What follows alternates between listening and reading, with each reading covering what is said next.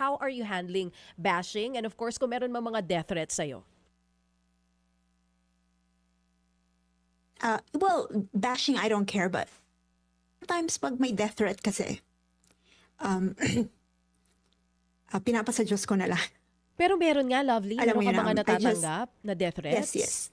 Oh, I mean, ano ba Yes, nai-report mo ba at first, ito? parang alam mo yung makikita mo na pag nakita kita sa daan, papatayin kita kahit kulong pa ako. Yung mga ganong salitaan, well, they could be just matapang kasi anonymous, or they could be really crazy. You don't really know what people think, diba? Yeah, So yeah. you don't know how serious that is. Pero, well, dumating na kasi ako sa point ng life ko na whatever happens to me, well, naging parte na lang ako ng struggle na to. So, pinagpapasa Diyos ko na lang.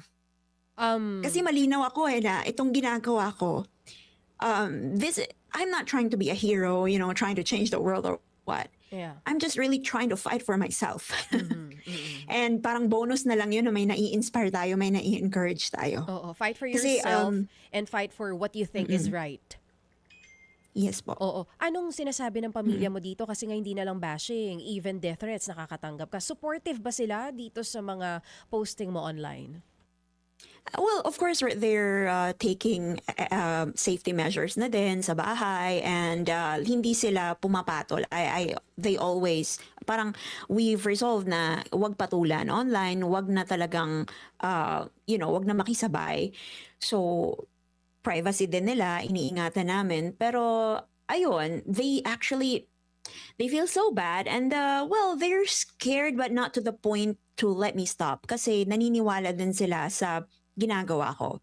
And Na at some point, kailangan talaga, this should be a collective effort.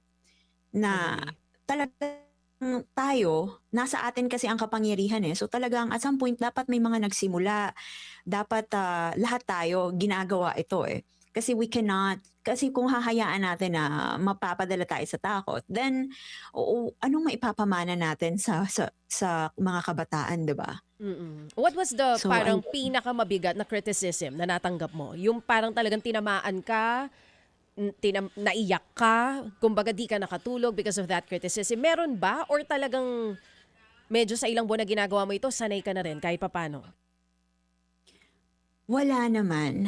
Pangungutya sa itsura ko, binalahura yung pamilya ko, gumagawa-gawa ng kung ano-anong kwentong kababuyan involving people related to me. They put in a little fact and then invento na the rest of the story. Well, annoyed ako, pero konti lang. Kasi alam ko yung totoo eh. So, parang for me, noise lang siya. Mas nagfo-focus ako doon sa messages of support.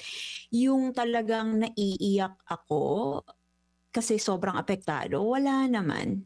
Wala naman. Dead man na, Siguro, kumbaga. Hindi ka na tinatamaan. nagiging emotional lang ako. Well, nagiging emotional lang ako, especially when I have these, private moments, conversing with the Lord.